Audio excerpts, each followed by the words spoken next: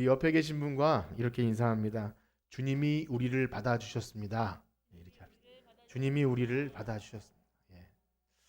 앞에 계신 분들은 다 주님이 받아주신 분들이에요. 예, 우리 이제 예수님의 평지 설교의 마지막 부분을 오늘 오후에 보시면 이제 7장으로 넘어가면 또 가버나움으로 가시면서 새로운 스토리가 연결됩니다. 즉 이것이 좀 설교이다 보니 예수님의 설교를 제가 다시 이제 받아서 설교하다 보니 좀 딱딱한 부분들이 없지 않아 있습니다. 거기다가 가장 기독교의 최고의 궁극의 사랑, 원수를 사랑하라, 비판하지 말라, 가난한 자가 복이 있다. 이 부분을 지났기 때문에 무슨 교훈들의 모음집 같고 또 하나의 율법처럼 여겨지기도 합니다. 아마 여기에 걸릴 수도 있을 것 같아요. 그러나 이 평기설교는 사실상 하나의 큰 주제로 묶여 있음을 볼 수 있습니다. 그래서 마태복음과 마가복음에 등장하는 산상수훈과는 좀 결이 달라요. 누가가 그런 의도를 가지고 그렇게 이 교훈들을 구성을 그렇게 달리 해놨습니다. 자, 그러면 그 큰 주제가 무엇입니까? 그것은 바로 나의 힘과 의로움이나 노력이 아니라 하나님 나라의 새 사람의 신분을 덧입은 사람, 나의 옛 과거의 모습이 아니라 하나님 나라의 새 신분을 입은 그 제자가 어떻게 살아야 되는가, 그것을 얘기하고 있습니다. 그래서 누구에게나 다 이렇게 살으라고 강요하는 게 아니고 기독교가 윤리 도덕의 종교는 아닙니다. 그래서 그렇게 착하게 살고 사랑하고 나눠주고 그러면 하나님 나라에 갈 수 있다. 결코 그런 것이 아니에요. 이것은 새 삶을, 새 영을 받은 그 신자가 살아가는 겁니다. 그래서 이 누가복음의 평지설교는요, 모든 사람이 하는 것이 아니라 일부러 제자를 뽑아 놓으시고 제자들에게 이렇게 말씀을 시작하시죠. 그렇습니다. 이 제자들이라는 것은요, 이제 타락한 세상 질서가 아니라 하나님 나라의 질서, 하나님이 만드신 선하게 만드신 그 창조 질서를 회복하는 것을 꿈꾸며 그렇게 바라고 사는 그런 사람들의 방식이죠. 그래서 이어지는 모든 말씀들이 우리를 부담스럽게 하거나 옥죄는 말씀이 되어서는 안 됩니다. 그것을 항상 이렇게 염두에 두셔야 돼요. 지금 오늘도 그렇게 몇 번 말씀드리겠지만 읽다 보면 은근히 우리를 막 부담을 주거든요. 그래서 그 맥락을 놓치지 않고 보실 때 그래야만 우리가 이제 보게 되는 열매로 알리라. 그리고 반석 위에 세운 집은 무너지지 않는다. 이 은혜로운 말씀이 그래, 우리는 열매를 잘 맺어야 돼. 집을 잘 져야 돼. 우리는 그렇게 열심히 뭔가를 해야 돼. 우리의 열심의 행위에 초점을 맞추시면 안 돼요. 이 모든 말씀들은 우리의 행위에 초점이 맞춰져 있지 않고 우리가 어디에 속해 있는지, 우리가 어느 나무에 있는지, 우리가 어느 반석 위에 있는지 그것을 분별하셔야 된다는 겁니다. 왜냐하면 복음은 처음부터 우리의 행위는 없어요. 우리의 행위에 의해 되는 것이 아닙니다. 오직 하나님의 긍휼과 자비하심, 그 하나님의 오래전부터 되어 오셨던 헤세드의 그 자비가 지금도 여전히 우리를 주장하고 계세요. 그래서 예수 그리스도의 은총과 그 대속의 은총 때문에 우리에게 구원이 오는 줄 믿습니다. 바라기는요, 오늘 말씀을 통해서 우리가 어디에 속해 있는지를 정확하게 구분하시면 돼요. 그것을 확실히 하시면 됩니다. 우리가 어디 속해 있는가. 그리고 그것을 바로 알게 될 때 예수님이 책망하시는 그런 거짓 교사들, 우리에게 그런 위선적인 모습이 있어서는 안 되겠구나. 우리 연약함을 다 아시면서도 우리를 있는 모습 그대로 받아주신 주님께서 하시는 말씀이 나의 안에 거해라. 그리고 든든한 반석 위에서 살아가라. 이 말씀대로 순종하시는 우리 모두가 되기를 간절히 축복합니다. 우리 그런 마음 갖고 43절에서 45절까지 한번 다시 읽어보겠습니다. 43절에서 45절 시작. 못된 열매 맺는 좋은 나무가 없고 또 좋은 열매 맺는 못된 나무가 없느니라. 나무는 각각 그 열매로 아나니 가시나무에서 무화과를 또한 찔레에서 포도를 따지 못하느니라. 선한 사람은 마음에 쌓은 선에서 선을 내고 악한 자는 그 쌓은 악에서 악을 내나니 이는 마음에 가득한 것을 입으로. 아멘. 자, 서두에 말씀드린 것과 같이 이 말씀이 자칫 이렇게 읽혀지기 쉽습니다. 우리는 선한 나무가 되어야겠구나. 그래서 선을 쌓아서 좋은 열매를 맺자. 가시나무가 되지 말고 찔레가 되지 말고 무화과와 정말 좋은 나무가 돼야지. 그런 말씀일까요? 예, 물론 우린 좋은 사람이 되어야 되고요. 선한 말을 해야 되고 우리의 삶에서 그런 열매들이 맺히는 건 당연합니다. 그런데 예수님이 이 말씀을 하신 이유는 그것이 아니라 어떤 속담을 인용하신 거예요. 어떤 당연한 것, 즉, 야, 열매를 보면 그 나무가 무엇인지 안다. 어떤 분이 이런 말씀을 하시더라고요. 여러분, 사과나무와 배나무를 어떻게 구별하는지 아세요? 사과나무와 배나무? 색깔? 너무 쉬운 대답인데. 열매로 하는 거예요. 열매로. 예. 이거 넌센스나 마찬가지. 물론 뭐 나무가 다르겠지만 예, 어떤 나무를 무슨 나무인지 알려면 이제 봄이 되고 여름이 돼서 무화과 나무 맺혔는 이게 무화과 나무였구나. 저도 최근에 그런 걸 경험했는데 이게 무화과 나무구나. 그 나무가 어떻게 되는지 몰라도 뭐가 열매가 맺히면 그게 그 나무인 거예요. 그래서 예수님이 하시는 말씀은 나무를 보면 당연히 열매를 한다. 이 그냥 당연한 얘기를 하시는 거예요. 너네들이 어떤 나무가 돼서 이런 열매를 맺어라고 말씀하시는 게 아니라 그런 당연한 말씀을 인용하시는 거예요. 그렇다면 이 어떤 배경이 있는 거예요. 지금 여기서도 우리 요한복음에서도 보면 가장 많이 나오는 그 포도나무 비유 있지 않습니까? 포도나무. 거기서도 보면 가지 포도나무에 가지가 붙어 있어야 열매를 맺는데 우리가 스스로 가지가 열매를 많이 맺어라라는 말씀이 아니라 가지가 나무에만 붙어 있으면 당연히 열매를 맺는다. 그런 당연한 말씀을. 그러니까 우리가 어디에 속해 있는지를 분명히 하라는 그런 말씀이에요. 자, 이 말씀의 배경이 뭐냐면 이것을 아셔야 되는데 그렇다면 좋은 나무와 나쁜 나무는 무엇인가? 또 열매는 무슨 차이일까? 그렇게 볼 때 이 배경이 그렇습니다. 우리 같은 맥락에서 열매로 알리라는 병행 구절이 마태복음에 있는데요. 마태복음은 정확하게 이렇게 시작합니다. 마태복음 7장 15절과 16절 말씀을 한번 같이 읽어보겠습니다. 마태복음 7장 15절 16절 시작. 거짓 선지자들을 삼가라. 양의 옷을 입고 너희에게 나오나 속에는 노략질하는 일이라.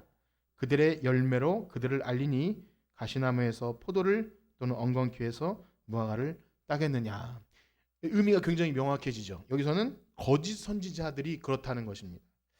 그렇습니다. 이 거짓 선지자들 즉 바리새인과 서기관처럼 지금 여기 누가복음에서도 이 설교가 이어지기 바로 전에 율법 교사들과 이 바리새인들이 와서 예수님께 시비를 걸었잖아요. 안식일에 이렇고 뭐 병 고치는 것이 이렇고 막 시비를 걸지 않았습니까? 그들은 자기들도 못 들어가고 남들도 못 들어가게 하는 그런 위선자들이다. 이런 사람들은 절대 좋은 열매를 맺을 수 없다. 이 말씀을 하시는 거예요. 그래서 오전에 보았던 39절에서 42절에 보면 맹인이 맹인을 인도하면 어떻게 되겠느냐. 둘 다 구덩이에 빠지지 되지 않겠느냐. 거기다가 자기 눈에 들보가 있는 사람이 형제 눈에 있는 티를 빼주려고 할 때 어떻게 되겠느냐. 티를 빼주려고 하다가 누나를 뽑을 수도 있는 거야.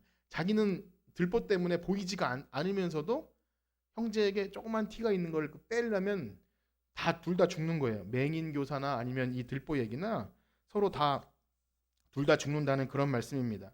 그래서 자신들은 선한 나무도 아니고 선한 것이 나올 것이 아무것도 없으면서도 스스로 의로운 척하고 여기 가면을 쓰고 여기 위선자라는 것이 가면을 썼다는 얘기인데 가면을 쓰고 행동하면서 다른 사람을 비판하고 정죄하는 그런 사람들 얘기를 하는 거예요. 그러나 아무리 가면을 쓴다 한들 나무가 선하지 않은데 아무리 겉을 무슨 크리스마스 트리 하듯이 꾸며도 죽은 나무는 죽은 나무고 사과나무에 배나무처럼 아무리 예쁘게 그려놔도 그런 열매를 맺을 수 없는 거죠. 자, 그러면 우리는 어떻습니까? 우리에게선 선한 것이 나올 수 있습니까? 없습니까? 없어요. 우리도 없는 거예요. 지금 똑같다는 겁니다. 아니 사실 그들이 더 나을 수도 있어요. 그 위선자들이라고 하는 사람들은 그나마 뭔가 열심히 해보려고 하는 사람이에요. 예수님이나 되니까 그들을 비판한 거지 겉보기로는 비판할 여지가 없을 수 있습니다. 오늘날도 마찬가지예요. 겉보기로는 전혀 너무 멋지고 아름다울 수도 있어요. 우리가 이 바리새인이나 이런 사람들 발뒤꿈치도 못 쫓아가요. 율법 지키는 데 있어서는 정말 철저합니다. 그렇습니다. 이미 말씀드린 바와 같이 사실상 우리는 원수를 사랑할 능력이 없어요. 그리고 비판을 멈출 수가 없어요. 우리 마음속에 일어나는 비판하는 마음들을 멈출 수가 없습니다. 혹시나 이 체면 때문에 목사라는 이름 때문에 혹은 여러분 신자라는 이름 때문에 이를 악물고 참고 그리고 원수와 마주할 일이 있을 때 아주 뭐 철천지 원수는 아니라도 정말 원수를 마주할 일이 있을 때 이것까지는 할 수 있을 것 같아요. 먹을 것을 주거나 물 한 잔 갖다 줄 수는 있을 것 같아요. 그러나 원수를 사랑한다는 건 말도 할 수 없는 거죠.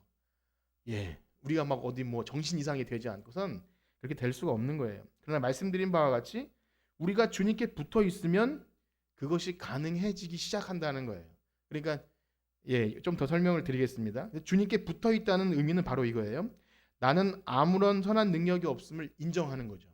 나는 선한 것이 나올 수 없습니다. 그걸 인정하고 또한 나는 철저한 죄인임을 자백한 후에 나는 결코 사랑할 수 있는 능력도 없고 마음에 이미 다른 사람을 다 정죄하고 비판했습니다. 이렇게 그런 것이 있지만 그러나 예수님이라는 나무에 제가 붙을 수만 있으면 그러면 내 재판관이 되는 내 마음을 내려놓겠습니다. 이런 결단과 그런 믿음들이 생기는 거죠. 그러니까 내가 어떤 행위를 함으로써 나를 개조시키는 게 아니라 복음이라는 건 그런 거예요. 예수님이 그 일을 예수님이 대신 다 가지고 돌아가셨으므로 숟가락 얹듯이 예수님께 붙어 있기만 하면 된다고 하니까 제가 그대로 한번 해보겠습니다. 그걸 믿고 고백하겠습니다. 그게 예수님께 붙어 있는 것이라는 겁니다. 그래서 우리에게 선한 것이 능력이 아무것도 없지만 오직 예수 그리스도의 능력을 힘입어서 그렇다면 제가 예수님처럼 한번 할 수 있을까요?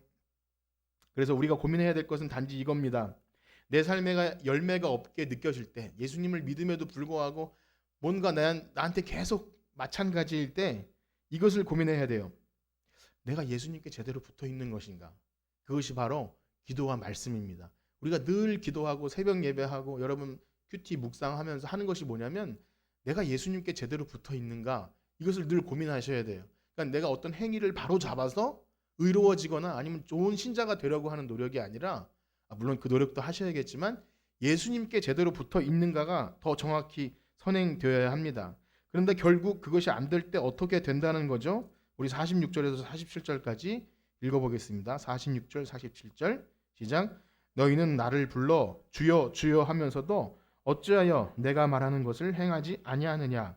내게 나와 내 말을 듣고 행하는 자마다 누구와 같은 것을 너희에게 아멘. 주여 주여 하면서도 주님의 말씀을 행하지 않는 것. 다시 말하면 이것이 외식한다는 것입니다.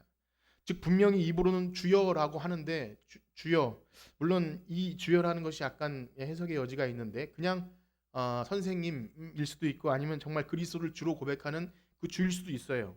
중요한 건 정말 주라고 했다면 우리는 뭐죠? 우리는 종이에요. 그러면 주인의 말에 따르는 것이 종인데 입으로는 주인이라고 해놓고 여전히 주인의 말은 들리지 않고 겉으로는 그렇게 주라고 말해놓고 내가 여전히 주인인 거예요. 그래서 내 욕심과 내 의와 내 고집을 따라서 살아가는 것 그게 외식하는 위선자라는 겁니다. 이렇게 여전히 자기 자신이 주인 되었을 때 그 사람을 이렇게 표현합니다. 반석 위에 기초를 둔 것이 아니다. 예수님이라는 반석에 기초를 둔 것이 아니기 때문에 그 흙 위에 모래 위에 집을 지은 것 같다고 말씀하시죠. 그래서 48절 49절 읽어보겠습니다. 48절 49절 시작. 집을 짓되 깊이 파고 주추를 반석 위에 놓은 사람과 같으니 큰 물이 나서 탕류가 그 집에 부딪히되 잘 지었기 때문에 능히 요동하지 못하게 하였거니와 듣고 행하지 아니하는 자는 주추 없이 흙 위에 집을 지은 사람과 같으니 탕류가 부딪힘에 집이 곧 무너져 파괴됨이 심하니라 하신지라.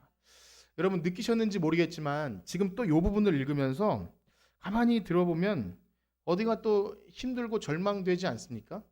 뭐 저만 그런가요?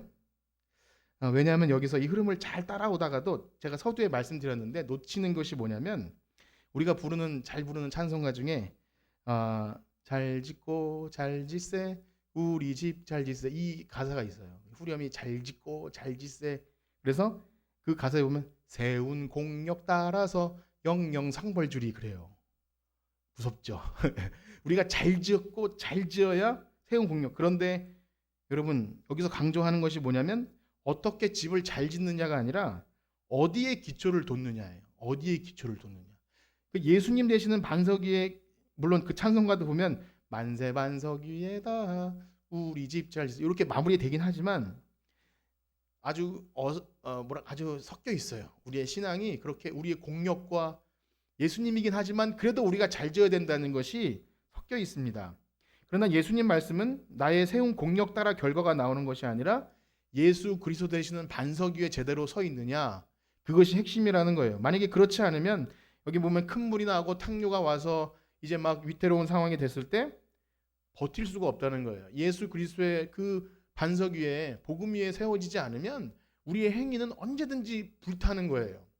지푸라기 같아서 불만 일어나면 그냥 다 타버리는데, 그때 버틸 수 있는 건 예수 그리스도의 복음의 능력뿐인 줄 믿습니다. 그러면 외식하는 자들은 주님을 부르긴 하지만 여전히 자기가 주인 되기 때문에 반석 되시는 예수님께 기초를 두지 않아서 무너질 수밖에 없다. 지금 그 얘기를 하고 있는 겁니다. 이것이 바로 외식하는 자들과 주님께 붙어있는 큰 차이인 것입니다. 예수님을 믿고 따르는 자들은요, 바로 이러한 자신의 공력을 의지 않고 주님을 의지하는 자들입니다. 자, 그렇기 때문에 우리 주님 되시는 나무에 붙어있는 자들, 여러분 다 그렇게 붙어있는 자들인 줄 믿습니다. 그렇게 믿으시죠? 이 반석 되시는 예수님께 집을 짓고 그렇게 할 때 좋은 열매를 맺을 수밖에 없다. 그렇게 말씀하시는 거예요. 무너지지 않는 집을 짓게 될 것이다. 그래서 천국을, 하나님 나라를 그 가나안 땅에 들어갈 때 이렇게 하죠. 너희들이 심지 않은 열매를 먹고 짓지 않은 집에 살게 할 것이다. 그런 의미이죠. 우리가 심지 않았는데 우리가 심지 않은 열매를 우리가 누리는 거고, 예수님에 붙어 있으면, 예수님 되시는 나무에 붙어 있으면 우리가 뭔가 해서 열매를 맺는 게 아니라 예수님께만 제대로 붙어 있으면, 그 복음의 반석 위에 서 있으면, 또 그 예수님 되시는 반석 위에 집을 우리가 짓지 않은 집에 살게 되는 것입니다. 그러므로 우리가 예수님을 주로 고백하고 믿고 하나님 자녀가 되는 것은 나의 공로는 없는 거예요. 예, 그걸 자꾸 섞으려고 하고 뭔가 하려고 할 때 지치고 힘들어요. 예수님 때문에 열매를 맺는다는 복음, 그리고 무너지지 않는 집을 짓게 된다는 복음, 우리는 그 복음을 믿는 것입니다. 그래서 오늘 말씀을 이렇게 마치기 원합니다. 예, 너무 빨리 끝나는 건 아니죠? 예, 되게 좋아하시지도 않는 것 같습니다. 어쨌든 그래도 말씀을 마친다고 했지만 그렇게 금방 끝나진 않습니다. 예수님의 이 평지 설교는 예수님과 논쟁했던 그 바리새인과 율법 교사들 사이에 이렇게 긴장을 가지고 얘기하고 있어요. 즉 그들도 듣고 있고 우리 신자들도 같이 듣고 있습니다. 우리 신자들은 세상의 것을 다 버리고 예수님을 따랐던 그런 사람과 비교하면서 진행하는데요. 그러다 보니까 우리가 예수님이 책망하셨던 그 외식하는 바리새인들, 외식하는 사람들이 되어서는 안 되겠고, 그래서 우리는 외식하는 사람이 되면 안 돼. 우리는 저 사람들보단 나아야 돼. 뭐 그런 생각이 이렇게 드는 겁니다. 그러다 보니까 원수를 사랑하는 마음도 없는데 원수를 사랑해야 되고, 또 비판이 자꾸 일어나는데 비판하지 말아야 되고, 무언가 도덕적으로 더 나은 것이 있어야 된다는 생각들이 우리 안에 이렇게 있습니다. 그러면 그럴수록 다시 은혜는 사라지고 인간의 노력이 스물스물 고개를 듭니다. 그런데 우리가 이렇게 할 때 근본적으로 해결해야 될 것이 선입견이에요. 선입견. 그것이 무엇이냐면, 분명히 말씀은 이제 그리스도 안에 있는 새 사람이 될 때 이것이 가능하다고 계속 말씀하시는데도 새 사람의 관점이 아니라 옛 사람의 관점에서 이걸 자꾸 해결하려고 해요. 우리가 스스로 해결하려고 해요. 그렇기 때문에 한 가지 예로 우리가 원수를 사랑한다고 했을 때 사랑이 무엇이냐는 것을 다시 정의해야 돼요. 즉 우리의 선입견을 가지고 사랑을 보면 다시 율법에 빠질 수밖에 없는데, 우리가 통상 생각하는 사랑은 그런 거 아닙니까? 나의 감정, 나의 좋은 감정, 감정에 충실해서, 예를 들면 연애 감정이면 가슴이 두근거려야 하고 뭐 그렇게 생각이 되죠. 끌림이 있는 것. 그러나 성경이 말하는 사랑은요, 고린도전서 14장 어떻게 시작하죠? 사랑은 언제나 오래 참고, 그게 그대로 해석하면 오랜 고통이다, 그렇게 돼요. 그리스도의 사랑은 엄청난 인내와 고통이 수반되는 것입니다. 그렇기 때문에 자연적으로 나오는 것이 아니에요. 성경에서 말하는 그리스도의 사랑은 자연적으로 우리에게 나오는 것이 아니라 의지적 결단이 필요하구나.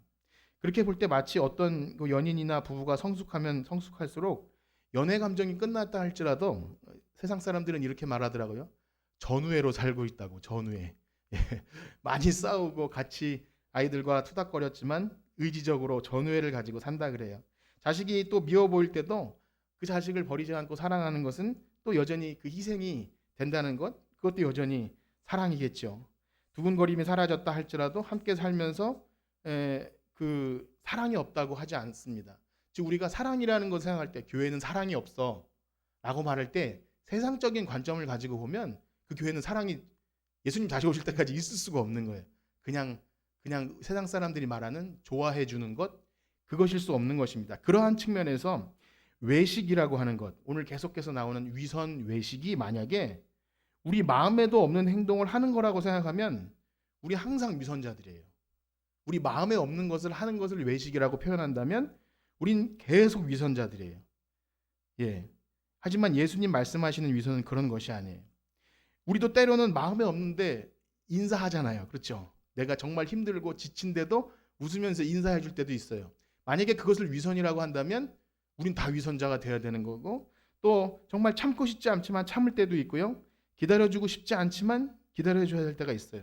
그것을 성경은 외식이라고 하지 않는 것입니다. 예수님이 말씀하시는 외식은 뭐냐면 우리 마음에도 없는 행동을 하는 것을 외식이라 하지 않고 자신은 그런 능력이 없는데 능력이 있는 척하는 걸 외식한다 그러는 거예요.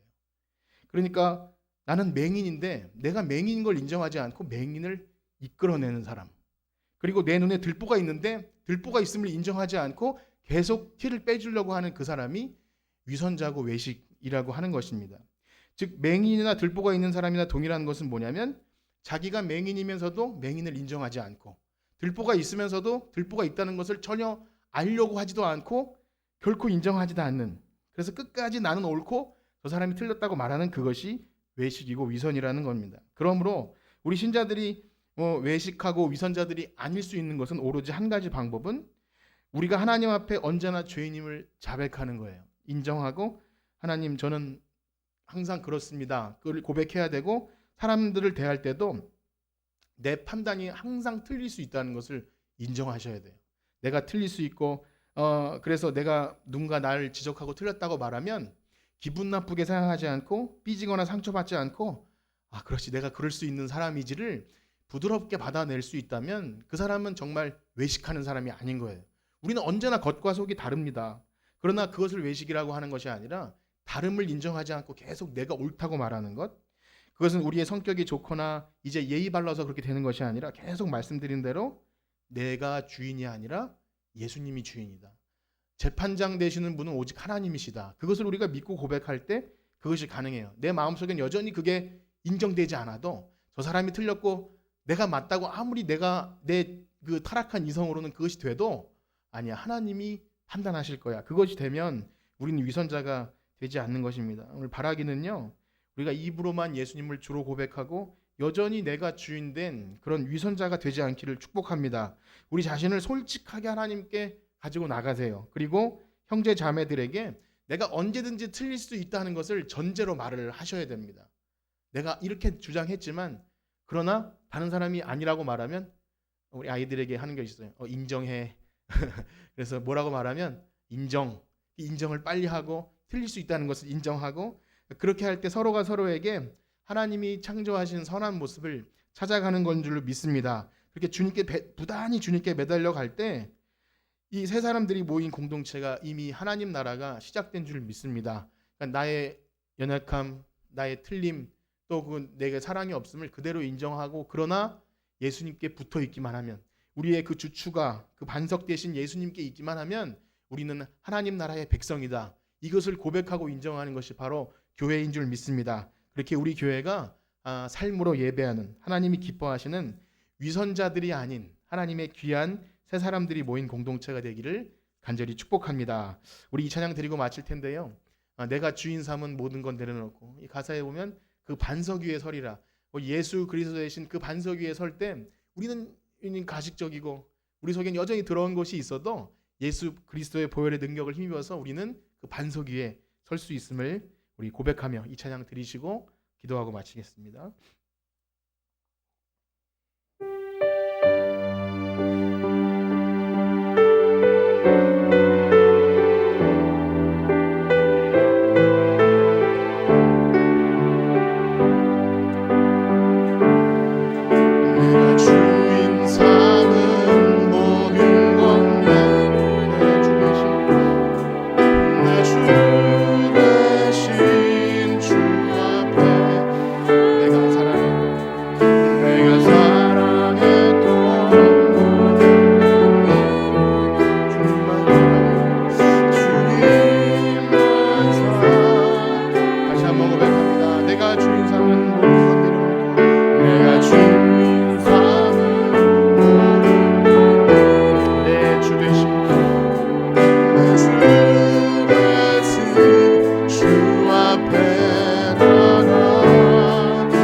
내가 사랑했던 모든 것 주님만 사랑해 주님만 아멘 주 사랑 거친 풍랑에도 주 사랑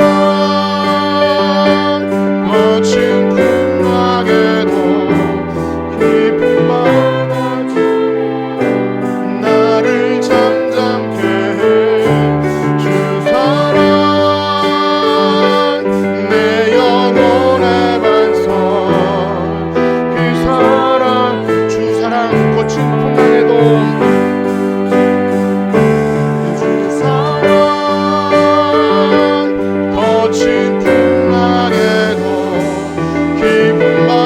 기쁨바다처럼 나를 잠잠케 해 주 사랑 내 영혼의 반석 그 사랑 위에서 아멘.